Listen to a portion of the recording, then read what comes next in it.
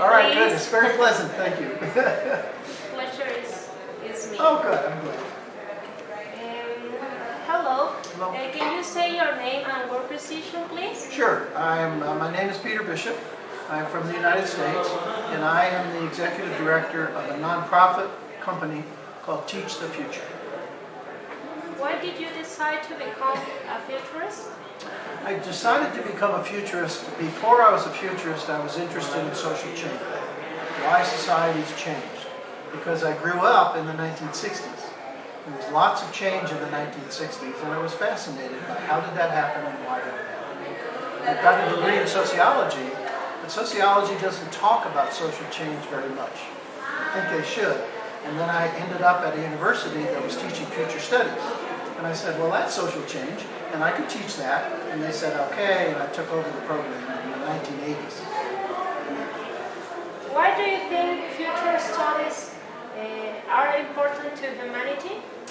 Well, the world is changing, and the world is changing faster than it ever was before. I believe that humanity, beginning with young students, should begin to become aware of the changes going on in the world and understand those changes and what to do about them. We have two basic things we want to teach them. One is called anticipation, getting ready for change, not expecting the world to stay the same. It will stay the same to some extent, but there are going to be some big changes in their life, so they should be ready to change when the world changes. The other big concept is influence, that they can't change the big world, but they can change their small world.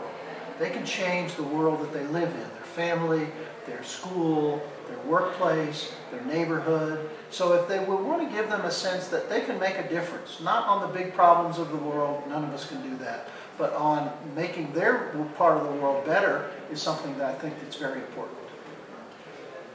Which do you think is the more effective way to stimulate the futurist mindset in people? Well, I think by showing them how good it feels when they are aware of change, and how good it feels when they are confident that they can handle the changes coming and the changes that they want to create themselves. I think a degree of confidence and a degree of satisfaction with the fact that they're okay and that they're going to do okay is the best way to introduce them to feeling about the future. What do you think have been your most important contributions to the perspective? Well, as I said, I ran the program at the University of Houston for about 30 years. We did a lot of curriculum development. We developed what I think is a terrific curriculum about how professional futurists should deal with the future. We wrote a book called Teaching About the Future that captures that curriculum. We have a certificate program 3 times a year. We've put, over the last 10 years, about 700 adults through that program. So I'm very proud of all that we've done at the University of Houston. At the same time, we have the University of Houston, and hardly anybody else is teaching young people. So when I retired from the university, I said we need to create this organization called Teach the Future so we can develop training and materials so teachers can teach young students about the future. Okay, the last one. What is the importance of events like this conference? What do you? Well, the futurist world and the futurist community is very small, but it's spread all over the world. So we don't see each other very often. So this is a meeting of the community coming together, meeting each other, reestablishing old relationships, finding new relationships, talking about our practice, talking about what we do. My part of that meeting today was the very first time members of Teach the Future have ever come together in a face-to-face meeting.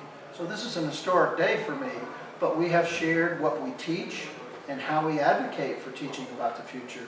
I think we all work remotely today, mostly, but getting together face-to-face in the same room, I think, still has tremendous power, and I appreciate UNEM and the school for giving us the opportunity to come together. And the other part of the meeting, of course, is the World Future Studies Federation, and those are futurists from all over the world doing what we do. Okay, thank you very much. Absolutely, We are very it's been my glad and pleasure. grateful to talk with you. Thanks very much. Okay.